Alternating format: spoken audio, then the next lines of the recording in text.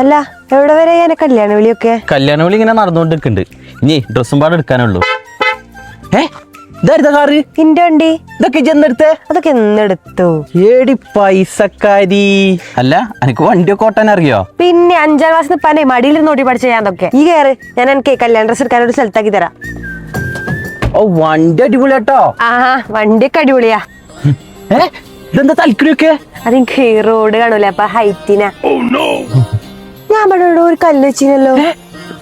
കല്ലോ? ആ കിട്ടി. എന്തിനെടുത്തേ? അതെനിക്ക് ആക്സിലേറ്റർ നമുക്ക് കാലെത്തൂലല്ലോ, അതിന് വെച്ചതാ.